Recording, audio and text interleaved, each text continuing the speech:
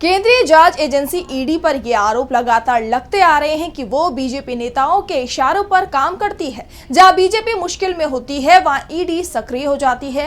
लेकिन इस बार supreme court में एक दिलचस्प मामला पहुंचा है। ईडी की तरफ से सुप्रीम कोर्ट में याचिका दायर की गई और बीजेपी शासित राज्य में केस ट्रांसफर करने की डिमांड की गई, जिसे लेकर सुप्रीम कोर्ट ने ईडी को जमकर फटकार लगा दी है। तो आखिर क्या है पूरी खबर, आइए जानते हैं इस रिपोर्ट में।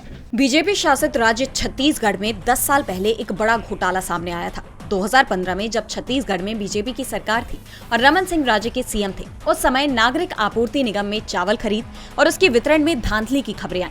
मामले में जल्दी ही ईडी की एंट्री हो गई और अब ईडी का कहना है कि छत्तीसगढ़ का क्रिमिनल जस्टिस सिस्टम जांच को प्रभावित कर रहा है। बीजेपी शासित राज्य में गवाहों को धमकाया जा रहा है और ईडी पर भी राजनीतिक दबाव बनाने की कोशिश हो रही है। ईडी की मांग है कि इस केस को नई दिल्ली में पीएमएलए के तहत स्पेशल कोर्ट में ट्रांसफर किया जाए। इसके अलावा इस मामले में नए सिरे से ट्रायल भी चलाया जाए। ईडी की तरफ से सुप्रीम कोर्ट में यह भी कहा गया कि मामले में आरोपी पूर्व आईएएस अधिकारी अनिल टुटेजा के कांग्रेस नेता भूपेश बघेल से करीबी संबंध है। सबसे बड़ी बात तो यह है कि भूपेश बघेल इस समय सिर्फ छत्तीसगढ़ के विधायक हैं। कांग्रेस राज्य में विपक्ष में है।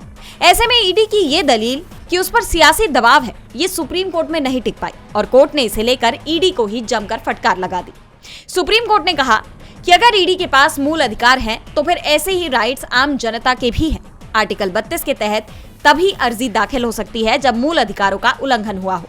ये हैरानी की बात है कि ईडी जैसी एजेंसी ने सरकार की एजेंसियों के खिलाफ ही अर्जी दाखिल की है। सबसे बड़ी बात तो ये है कि इस बार ईडी की अर्जी राज्य की बीजेपी सरकार के खिलाफ थी, लेकिन कोर्ट के सख्त रुख को देखते हुए ईडी ने अपनी याचिका को वापस ले लिया, क्योंकि ईडी की कोशिश आरोपी को सिर्फ परेशान करने की दिखाई दे रही थी।